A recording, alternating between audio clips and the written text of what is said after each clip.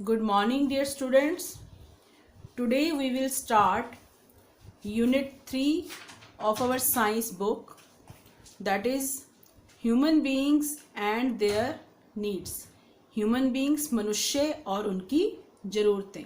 So first of all, we will read about human body. We will study that how the human body and its parts work.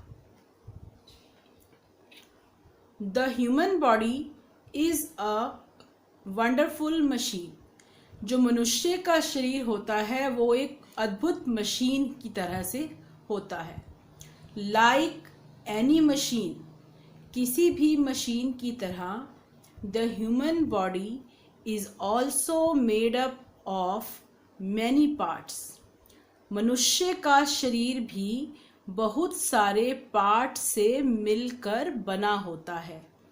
Which perform specific function, जो कि perform मतलब कार्य करते हैं, अलग अलग तरह के कार्य को करते हैं. मशीन की तरह मनुष्य का शरीर भी अलग अलग पार्ट से मिलकर बना होता है. वो पार्ट्स जो हैं वो एक खास तरह के कार्य करते हैं. Human body can do many activities that no man-made machine can ever do. मनुष्य का शरीर ऐसी बहुत सारी क्रियाएं, एक्टिविटीज़ का मतलब क्रियाएं, मनुष्य का शरीर ऐसी बहुत सारी एक्टिविटीज़ कर सकता है कि जैसी कि कोई भी मैन मेड मशीन कभी नहीं कर सकती. मनुष्य के द्वारा बनाई गई मशीन वैसे काम नहीं कर सकती. It can see, hear, smell, feel, taste, move, grow, breathe and reproduce. जो मनुष्य के शरीर के पार्ट्स होते हैं, ह्यूमन बॉडी के पार्ट्स होते हैं, उनसे कौन कौन से कार्य होते हैं? सी, ये देख सकते हैं. हियर, सुनने का काम कर सकते हैं. स्मेल, सूंघने का काम कर सकते हैं. फील, महसूस करने का काम कर सकते हैं. टेस्ट, चखने का काम कर सकते हैं. मूव, इधर उधर हिलने जुलने या चलने फिरने का काम कर सकते हैं. ग्रो, ये बड़े हो सकते हैं, बढ़ सकते हैं. ब्रीथ, ब्रीथ मतलब सांस लेना, ये सांस ले सकते हैं. एंड रिप्रोड्यूस, और रिप्रोड्यूस भी कर सकते हैं. रिप्रोड्यूस करना मतलब अपने ही जैसे और पैदा करना, अपने ही जैसे और बना लेना. As a machine is made of many small parts, similarly our body is also made up of very small units. जैसा कि एक मशीन बहुत छोटे छोटे पार्ट से मिलकर बनी होती है, बिल्कुल उसी तरह से हमारी बॉडी भी छोटे छोटे यूनिट्स को मिलाकर बनी हुई है. बिल्कुल मशीन की तरह हमारी बॉडी भी छोटे छोटे यूनिट्स को मिलाकर बनी हुई है. The smallest unit of which our body is made is called a cell.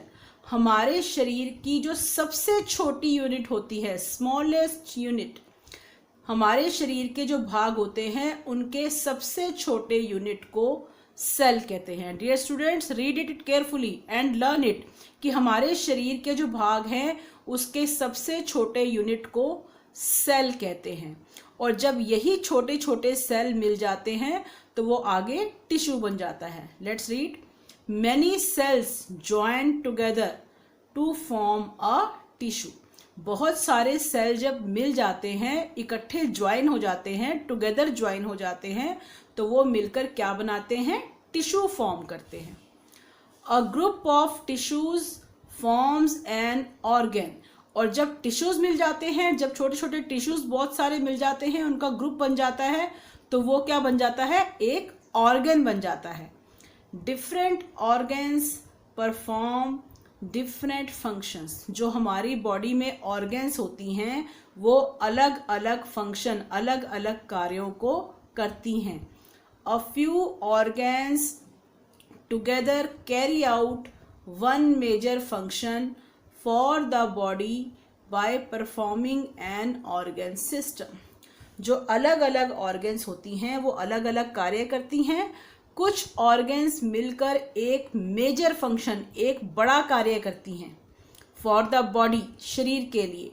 कुछ ऑर्गन्स मिलकर शरीर के लिए एक मेजर फंक्शन करती हैं, बड़ा कार्य करती हैं by forming an organ system, एक ऑर्गन सिस्टम को बनाकर। कुछ ऑर्गन्स मिलकर एक ऑर्गन सिस्टम बनाती हैं और शरीर के लिए कोई बड़ा कार्य, मुख्य कार्य करती हैं। Several organ systems form an organism. जब कई ऑर्गन सिस्टम इकट्ठे हो जाते हैं तो वो एक ऑर्गेनिज्म का निर्माण करते हैं। तो इसको एक बार फिर से देखते हैं। छोटे छोटे सेल, जो सबसे स्मॉलेस्ट यूनिट होता है वो एक सेल कहलाता है। जब सेल्स ज्वाइन हो जाते हैं बहुत सारे तो वो टिश्यू बन जाता है। बहुत सारे टिश्यू जब मिल जाते हैं तो ऑर्गन बन जाता है।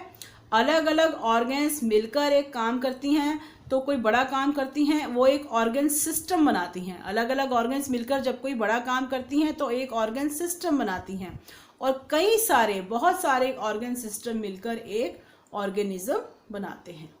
इसको हम इस फ्लो चार्ट की हेल्प से समझ सकते हैं। पहले cells, smallest unit cells, cells मिलकर बनाएंगे टिश्यूज, टिश्यूज मिलकर बनाएंगे ऑर्गन, और ऑर्गन्स जो हैं वो डिफरेंट ऑर्गन्स मिलकर बनाएंगी ऑर्गन सिस्टम, और ऑर्गन सिस्टम सारे मिलकर बनाएंगे ऑर्गेनिज्म। सबसे पहले हम सेंस ऑर्गन्स के बारे में पढ़ेंगे। हम पिछली क्लासेस में भी सेंस ऑर्गन्स के बारे में पढ़ चुके हैं। Our body has some special organs which help us to sense the changes in our environment. हमारे शरीर में कुछ स्पेशल ऑर्गन्स होती हैं जो हमारी हेल्प करती हैं टू सेंस द चेंजेस, कि हम बदलाव को महसूस कर सके। अपने एनवायरनमेंट में, अपने वातावरण में जो बदलाव होता है उसको हम महसूस कर सके। These organs are called sense organs. इन ऑर्गन्स को क्या कहते हैं? Sense organs. We have 5 sense organs: eyes, ears, nose, tongue and skin. हमारे पास 5 तरह की सेंस ऑर्गन्स होती हैं: आईज आंखें, कान, नाक, जीभ और skin. So let's read about them. First of all, eyes. Eyes are very sensitive and delicate organs. जो आंखें होती हैं वो बहुत ही sensitive, संवेदनशील और नाजुक organs होती हैं। They are also called natural cameras. ये नेचर का कैमरा है। भगवान ने हमारे को ये कैमरा, एक तरह से कैमरा दिया है। हम आंखों की मदद से हम सब चीज़ों को देख पाते हैं। They help us to see and identify things around us. वो हमें देखने में मदद करती हैं और हमारे चारों ओर की चीज़ों को पहचानने में मदद करती हैं। We should take care of our eyes and protect them from injuries and infection.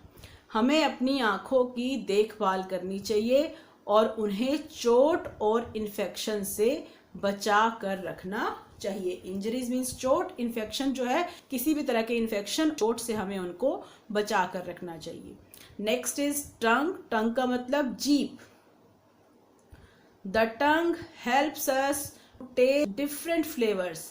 जो जीभ होती है वो हमें हेल्प करती है कि हम अलग अलग फ्लेवर्स को टेस्ट कर सकें। सच एज, जैसे कि sweet, sour, salty and bitter, मीठा, खट्टा, नमकीन और कड़वा। It also helps us to speak. ये हमें बोलने में भी मदद करती है। आप अपनी जीभ को पकड़कर बोल कर देखिए, आप बोल नहीं पाएंगे। जीभ हमें बोलने में भी हेल्प करती है। We should clean our tongue daily. हमें अपनी जीभ को रोज साफ करना चाहिए। The next is ears.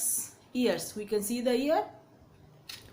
Years help us to hear different kinds of sounds. जो कान होते हैं वो हमारी हेल्प करते हैं अलग अलग तरह की साउंड्स को सुनने में। We can hear low sounds of whispers to loud noises. हम सुन सकते हैं, क्या सुन सकते हैं? Low sounds of whispers. हम धीमी आवाज को भी सुन सकते हैं। विस्पर्स मतलब फुसफुसाना। जब किसी को कोई बात हमें धीरे से कहनी होती है तो हम फुसफुसाकर कहते हैं इस तरह से, ये कर लो, वो कर लो। This is called whispering. तो ये धीमी आवाज भी हम सुन सकते हैं। लाउड नॉइसेस और तेज शोर को भी हम सुन सकते हैं। We should clean our ears frequently. Frequently मतलब समय समय पर। समय समय पर हमने अपने कानों को साफ करते रहना चाहिए। Nose, the nose helps us to smell. जो नाक होती है वो हमें स्मेल करने में हेल्प करती है, सूंघने में हेल्प करती है। It also helps us to breathe. ये हमें सांस लेने में भी मदद करती है। We should keep our nose clean. हमें अपनी नोज को क्लीन रखना चाहिए। We should never blow our nose hard. हमें अपनी नोज से बहुत जोर देकर कभी भी हवा को ब्लो नहीं करना चाहिए। नाक से जब सांस छोड़ते हो बहुत ज़्यादा जोर लगाकर हमें ब्लो नहीं करना चाहिए। We should always use a clean handkerchief और towel to clean our nose. हमें अपनी नोज को क्लीन करने के लिए हमेशा एक साफ हैंकी यूज करना चाहिए या फिर टॉवल यूज करना चाहिए। हैंडकरचीफ मीन्स रुमाल या फिर एक तौलिया हमें अपनी नोज को क्लीन करने के लिए यूज करना चाहिए। The next is skin. The skin helps us to feel things. जो स्किन होती है, हमारी त्वचा, हमारी चमड़ी, वो हमारी हेल्प करती है चीज़ों को फील करने में, महसूस करने में। We feel hot, cold and warm and recognize whether things are rough और स्मूथ। हम गर्म महसूस कर सकते हैं। आप किसी भी चीज़ को छूकर महसूस कर सकते हो कि वो गर्म है, ठंडी है या हल्की गर्म है, और पहचान सकते हैं कि चीज़ें जो हैं वो रफ हैं या स्मूथ हैं। रफ मतलब खुरदरी और स्मूथ मतलब मुलायम, कि हम छूकर पता कर सकते हैं कि कोई चीज़ रफ है या फिर स्मूथ है। We also feel pleasure and pain through the skin. हमें खुशी और दर्द भी महसूस होता है स्किन से। अगर हमें चोट लग जाए तो हमें उस स्किन पर दर्द करना शुरू कर देता है। वो किस तरह? स्किन से फील होता है। अगर स्किन कहीं से कट जाए, स्किन पे कहीं गर्म लग जाए तो हमें पेन फील होता है। और अगर कोई आपको प्यार से छूता है, प्यार से छूकर प्यार करता है, तो आपको प्लेजर भी फील होती है। We should bathe regularly to keep our skin clean and healthy. हमें रेगुलरली, बेथ मतलब नहाना, हमें रेगुलरली नहाना चाहिए अपनी स्किन को साफ और हेल्दी रखने के लिए। So that was about skin. So that's all for today, students. Tomorrow we will continue this chapter. Thank you.